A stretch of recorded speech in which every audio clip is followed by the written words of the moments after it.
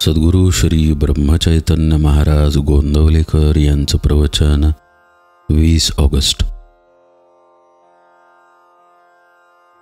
दास विषयाचा झाला, सुख समाधानाला आचवला।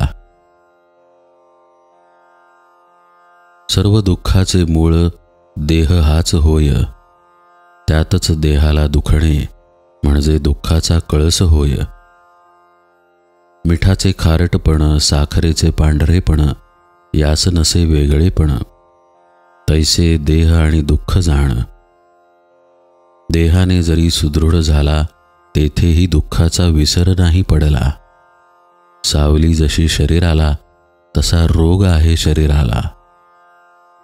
रामकृष्णादिका अवतार झाले, परी देहाने नाही उरले। स्वतःचा नाही भरवसा, हे अनुभवास येई, परी वियोगाचे दुःख अनिवार्य होई। देह दुःख फार अनिवार्य, चित्त होई नित्य अस्थिर। देहाचे भोग देहाचेच माथी, ते कोणास देता येत नाहीत, कोणाकडून घेता येत नाहीत। आजवर जे जे काही आपण केले, ते ते प्रपंचाला अर्पण केले, स्वार्थाला सोडून नाही राहिले। अधिकार, संतती, संपत्ती, लौकिक व्यवहार, जनप्रीती, या सर्वांचे मूळ नाही स्वार्थापरते, अखेर दुःखालाच कारण होते।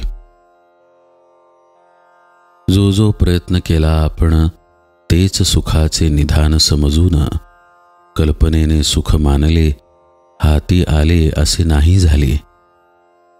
ज्याचे करावे बहुत भारी, थोडे चुकता उलट गुरुगुरी, ऐसे स्वार्थपूर्ण आहे जन, हे ओळखून वागावे आपण। प्रपंचात आसक्ती ठेवणे म्हणजे जणू अग्नीला कवटाळणे। म्हणून आजवर खटाटोप बहुत केला, परी कामाला नाही आला।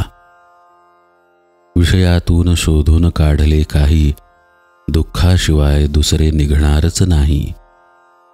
म्हणून प्रपंचाने सुखी झाला, ऐसा न कोणी ऐकिला वा देखिला। ज्याची धरावी आस, त्याचे बनावे लागे दास। दास विषयाचा झाला, तो सुख समाधानाला आचवला। ज्या रोपट्यास घालावे खतपाणी, त्याचेच फळ आपण घेई। विषयास घातले खत जाण, तरी कैसे पावावे समाधान। प्रपंचातील संकटे अनिवार्य, कारण प्रपंच दुःख रूप जाण। आजवर नाही सुखी कोणी झाले, ज्यांनी विषयी चित्त गुंतविले। कडू कारले किती साखरेत घोळले, तरी नाही गोड झाले। तैसे विषयात सुख मानले, दुःख मात्र अनुभवास आले। प्रपंचातील उपाधी देत असे सुख दुःखाची प्राप्ती। संतती, संपत्ती, वैभवाची प्राप्ती, जगातील मान सन्मानाची गती, आधुनिक विद्येची संगती, न येईल समाधानाप्रती। प्रपंचातील सुखदुःखाची जोडी, आपणाला कधी न सोडी। नामातच जो राहिला, नामा परता आठव नाही ज्याला। परमात्मा तारतो त्याला, हाच पुरवणीचा दाखला। नका करू आटा आटी, राम ठेवावा कंठी। जानकी जीवन स्मरण जय जय राम।